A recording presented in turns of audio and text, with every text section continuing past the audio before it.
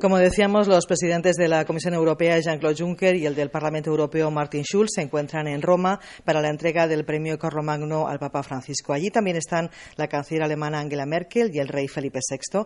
Con motivo de esta efeméride, Juncker y Schulz han publicado hoy un artículo conjunto sobre el proyecto europeísta con este título: "Es hora de que los europeos luchemos". Una frase que bien puede servirnos de base para el debate que vamos a celebrar en nuestro programa de hoy. Para ello contamos con la presencia de Enrique Guerrero, eurodiputado del Partido Socialista. Muy buenas tardes. Buenas tardes. Dimitri Barúa, portavoz de la Comisión Europea en Madrid. Muy buenas tardes. Hola, buenas tardes. Marisa Figueroa, que es coordinadora de programas del ECFR, Consejo Europeo para las Relaciones Exteriores. Muy buenas tardes. Muy buenas tardes. Y también está con nosotros Álvaro Invernón, que es investigador del Centro de Economía y Geopolítica Global SADGEO, politólogo experto en asuntos europeos. Muy buenas tardes. Muy buenas tardes. No se trata de que establezcamos unos bandos, pero hemos querido plantear este debate entre las instituciones europeas por un lado y la gente más joven y posiblemente más crítica por otro. Así que vamos a plantear la primera pregunta en un sentido muy claro. Hay quien podría pensar que el principal problema de Europa es la crisis económica o la llegada de los refugiados.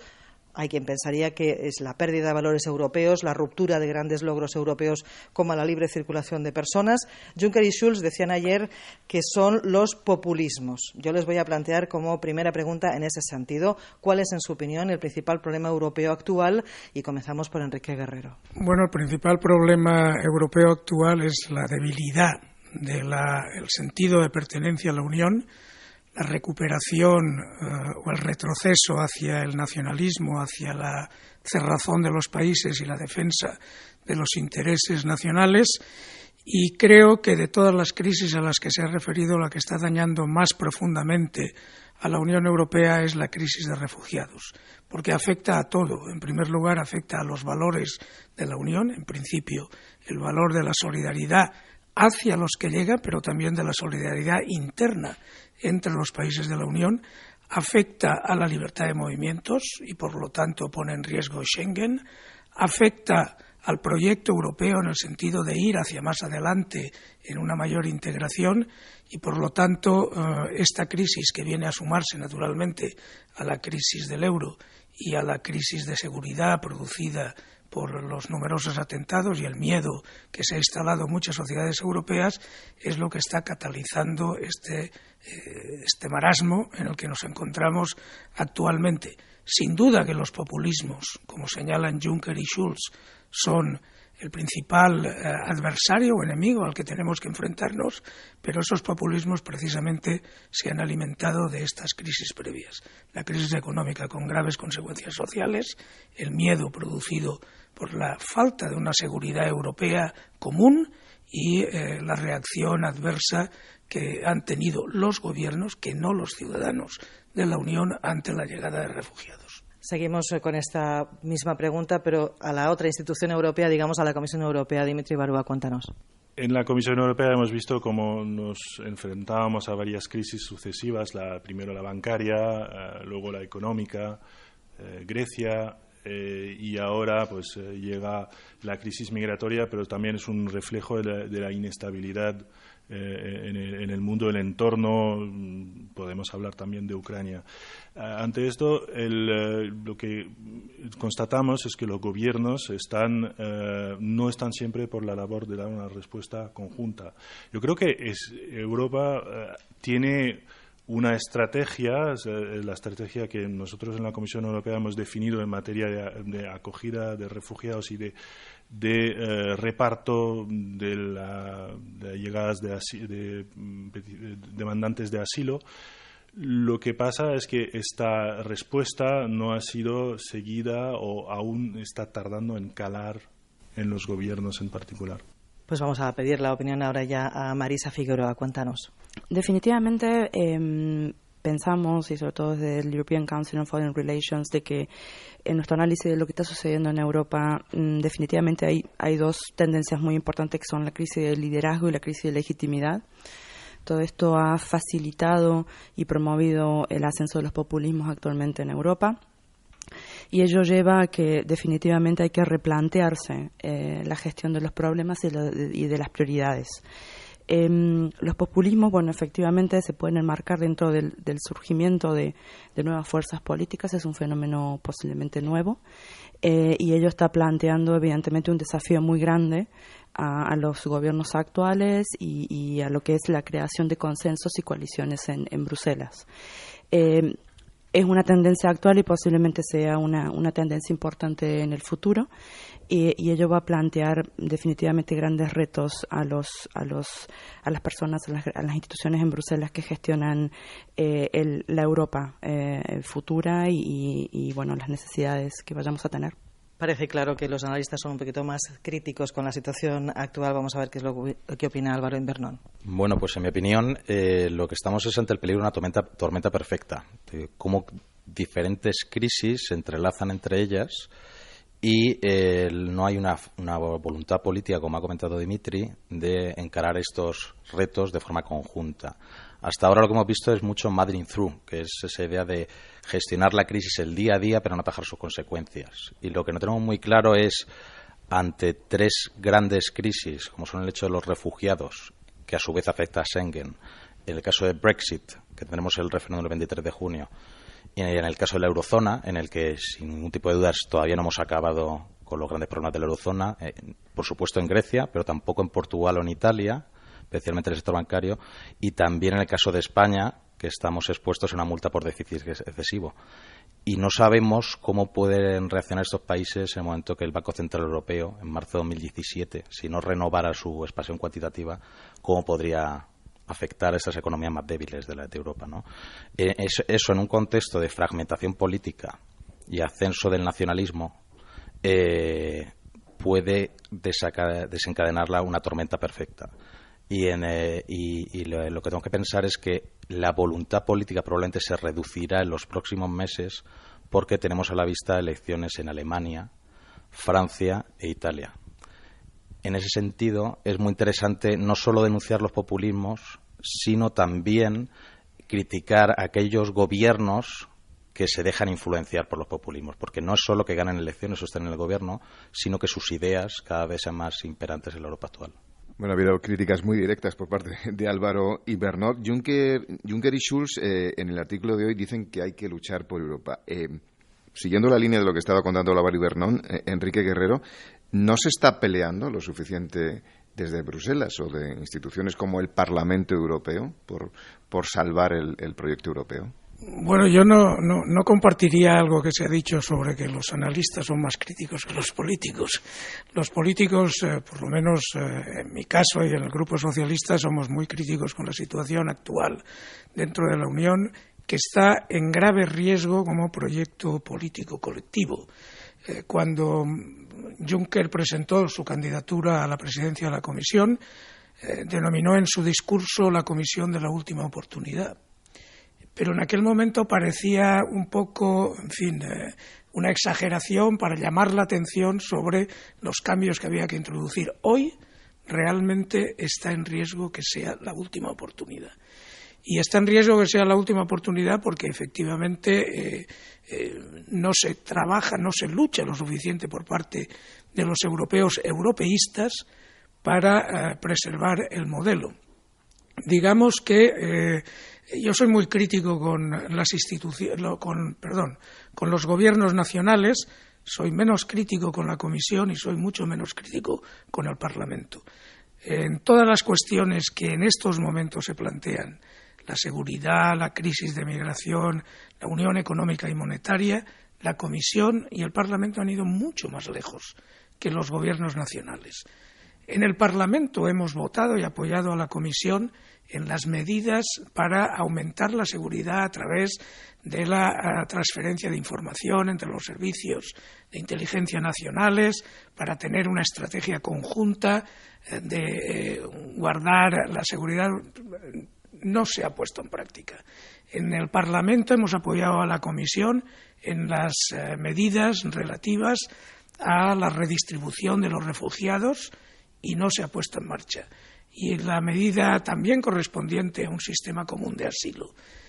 Lo que sucede con los gobiernos nacionales, y no quiero tampoco extenderme demasiado, es que los gobiernos nacionales, curiosamente, aprueban en Consejo las medidas propuestas por la Comisión y luego los incumplen en cada uno de sus países. De manera que, Consejo Europeo tras Consejo Europeo, asistimos al mismo juego. Una propuesta sensata que es asumida sensatamente por los gobiernos nacionales y que es incumplida insensatamente cuando vuelven a sus países.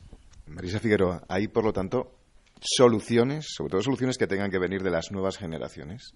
Bueno, seguramente sí, ahí está el reto. De todas maneras, yo quisiera resaltar que es en este momento actual de Europa, y es un desafío tanto para las nuevas fuerzas políticas como para los gobiernos actuales y las instituciones europeas, es justamente dónde y cómo se pueden crear esos consensos y cómo priorizar las políticas y las necesidades que en este momento Europa tiene.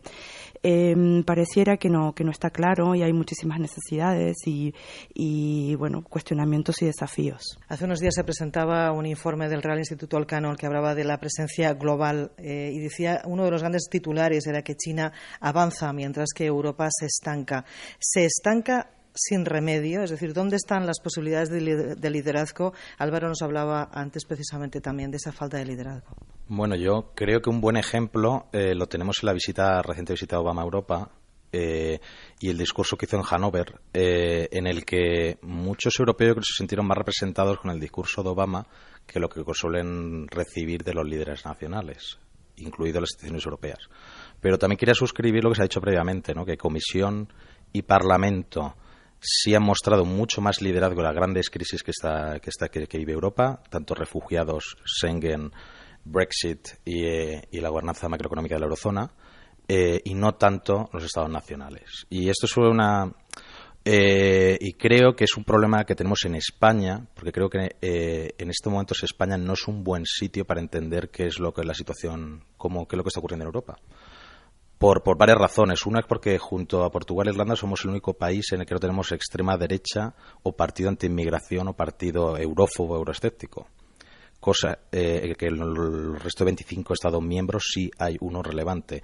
El drama de los refugiados lo vemos de lejos, porque estamos en la esquina opuesta de Europa y a la vez tampoco somos no tenemos una situación económica y laboral que no nos hace atractivos para ello, con lo cual lo vemos muy de lejos. Y una tercera es la situación política española, que estamos en un momento en que España estamos en formación de gobierno y en un periodo de introspección en el que no tendemos a mirar hacia afuera. Un buen ejemplo es que las elecciones son el 26 de junio, las elecciones en España, el 23 tendremos el Brexit, por supuesto nosotros no vamos a participar en ese debate, y una semana después, 10 días después, se espera que el Consejo Europeo apruebe la nueva estrategia global o estrategia hacia el exterior de la Unión Europea, liderada por Federica Mogherini, y nosotros tampoco seguiremos sin gobierno y no estaremos en ese debate. Entonces, los grandes debates que están teniendo Europa en un momento definitorio, España no está participando en ello y creo que tampoco somos muy conscientes de cómo ha cambiado durante los últimos 2 años la situación en Europa, ¿no? España no tiene extrema derecha, pero en ese famoso artículo de Juncker y de Schulz que estamos comentando,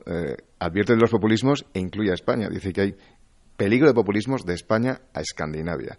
Bueno, en todo caso, y ya que mencionaba Álvaro Invernón a Obama siempre habla de que él mismo se hacía un lío con tantas instituciones europeas y de quién decide ¿Quién decide qué cosa en Europa? ¿Consejo? ¿Parlamento? ¿Habría que cambiar de alguna forma es todo esto, Enrique Guerrero? ¿Hacer más fácil la política en Europa? ¿O está bien dividida como está? Es comprensible el despiste de Obama, incluso siendo una persona claramente inteligente. Es decir, si uno va a una reunión donde hay en torno a 10 participantes y uno es el primer ministro de Japón, otro es el presidente chino, otro es el presidente de Estados Unidos y otro es el primer ministro de Canadá, y a continuación aparece la canciller alemana y el presidente francés y el primer ministro británico y el premier italiano y el presidente del Consejo y el presidente de la Comisión, pues obviamente el despiste de Obama es perfectamente comprensible. La situación no admite chistes, pero hay una manera que se cuenta en Bruselas también de explicar esta situación, ¿no? Hace 35 años o por ahí. Kissinger dijo aquello de cuando uno quiere hablar con Europa no sabe a qué teléfono llamar, ¿no? Ahora se dice que si uno llama a Europa habrá un contestador automático que dirá: si quiere usted conocer la posición alemana, pulse 1, si quiere conocer la posición francesa, pulse 2, y así sucesivamente. Y efectivamente, es decir, Europa tiene un problema de gobernanza brutal. No tiene un sistema de decisión que se corresponda con las necesidades de tomar decisiones urgentes y muy relevantes, como se ha visto durante toda la crisis económica, durante toda la crisis del euro. Los que somos más proeuropeístas y tenemos un cierto ambición federalista, pues lógicamente desearíamos que la Unión Europea fuera caminando, aunque fuera poco a poco, progresivamente, hacia un esquema identificable por todo el mundo. Los ciudadanos eligen un Parlamento, el Parlamento da la confianza a un gobierno que es homogéneo, ese gobierno aplica un programa político y rinde cuentas ante el Parlamento, y años después se cambia ese gobierno. Mientras ese gobierno sea una mezcolanza con coaliciones extrañas, y pues la Unión Europea no podrá nunca funcionar razonablemente. Nos hablaba Álvaro Invernón de este momento especial que vive la política española en plena precampaña electoral, pero también en España estamos celebrando el 30 aniversario de la incorporación a la Unión Europea, y precisamente en un momento en el que quizás el euroescepticismo está aumentando significativamente en nuestro país. Quizás sería más necesaria ahora más que nunca una política de pedagogía sobre lo que ha significado la incorporación en la Unión Europea. Y le pregunto a Dimitri. Bueno, la pedagogía, si leemos las noticias, vemos cada día el impacto que tiene en nuestras vidas estos 30 años de pertenencia de España a Europa. En particular, bueno, miramos las cláusulas hipotecarias, las cláusulas abusivas, el hecho que el Tribunal de Justicia Europeo forma parte de nuestro entramado legal, el hecho que estamos mejor dentro del euro que fuera. Hay una serie de razones objetivas que, para mí, si indagamos un poco, lo podemos ver. Lo que pasa es que la gente no es consciente de ello, precisamente porque lo que se decía al principio, por el impacto de la crisis, por la crisis de la gestión complicada, la crisis de los refugiados, que son problemas que no se han explicado debidamente a la opinión pública, y no se ha hecho esta pedagogía. De nada sirve hablar del impacto positivo de los fondos europeos, de todo lo que ha hecho la Unión Europea, si no podemos responder a las preguntas más inmediatas que se hacen los ciudadanos, y nosotros nos encontramos en esta posición difícil, que nos gustaría que hubiese más voces que explicasen en España, no solamente voces institucionales, sino gubernamentales y sociedad civil, que explicase esto a los ciudadanos. Estamos terminando, pero todavía nos queda tiempo para al menos dos respuestas. Vamos en primer lugar con Marisa Figueroa. Estamos celebrando en este 9 de mayo del próximo lunes 60 y pico años. Casi estaría Europa jubilada si fuera un trabajador, pero en un proyecto de este tipo pues es muy poco tiempo en el fondo. Se trata sobre todo de enseñar al mundo un estilo de vida especial, pero en este mundo el tanto por ciento de la población europea es mínimo. ¿Cómo se consigue ese gran reto, que puede ser uno de los retos del futuro, de mantener ese estilo de vida europeo, el estilo de vida avanzado en los próximos años, teniendo en cuenta también que hay gente que prefiere no mantenerse en este proyecto? Y no hemos hablado del Brexit, por ejemplo, que prefiere hacerlo por su cuenta y no unidos. Definitivamente creo que es muy importante esta idea de pedagogía. Hay que explicarle a la sociedad qué es Europa, tener nuevas voces o más voces sobre que nos expliquen lo que es Europa, explicarle a la gente que Europa es el euro, es Schengen, más parlamento, es poder tener que gestionar conjuntamente el tema de los refugiados, es el día a día, ¿no? Y bueno, definitivamente demostrar que sí, que tenemos un soft power. Definitivamente creo que hay un interés en nuestro estilo de vida. A la vista está la cantidad de gente de nuestra vecindad y del mundo que se interesa y quiere hacer negocios y contactos con Europa. Bueno, hablábamos de esos 30 años de España en la Unión Europea y yo quería plantear la pregunta a los jóvenes que tenemos en esta mesa. ¿Cómo se ha vivido esa experiencia? Vuestra experiencia personal es de haber estado toda la vida dentro de la Unión Europea. Supongo que el balance, en definitiva, no deja de ser positivo, ¿no? Bueno, en general yo creo que las generaciones más jóvenes tienen asumido ya los avances y todo lo que conlleva ya pertenecer a Europa, ¿no? Y haber nacido en un área en la que, por ejemplo, en este momento tenemos una libre circulación, moneda común, etcétera. Mirando para el futuro, yo quería comentar dos cosas, una más negativa y otra más positiva. Empiezo por la negativa y es pues que España considero que está en un momento en el que le pasa un poco como a Europa, ¿no? Esa idea de que Europa como una narrativa, como proyecto de paz, ya es un poco misión cumplida. Y ya no es necesario una nueva narrativa. En el caso de España también digamos que nuestro objetivo fue primero integrarnos, después converger y después entrar en el euro. Entonces estamos un poco en un momento de indefinición tanto a nivel europeo como español y esto puede afectar un poco a nuestras percepciones. Y la parte positiva es que creo que con el nuevo mapa político probablemente vamos a tener mayor fragmentación, pero un ámbito positivo es que por fin las Cortes Generales van a hacer un control más serio del gobierno en temas europeos, la Comisión Mixta del Congreso, y esto puede hacer que se genere más debate y se pueda representar mejor la voluntad de los ciudadanos en los consejos europeos. Y un buen ejemplo tenemos en el caso de los refugiados, cómo la postura del Parlamento fue muy distinta, se alcanzó un acuerdo conjunto de todos los partidos, fue muy distinta a la previa mantenida por el Gobierno. Y creo que esto es un ámbito positivo y que vamos a ver un desarrollo en los próximos años. Pues no tenemos tiempo para más y hasta aquí este debate que hemos celebrado en la sede de instituciones europeas aquí en Madrid. Gracias a Enrique Guerrero, Álvaro Invernón, Marisa Figueroa y Dimitri Barúa por estar con nosotros esta tarde. Aquí terminamos Europa Abierta. Nosotros volveremos el próximo lunes, que será el Día de Europa.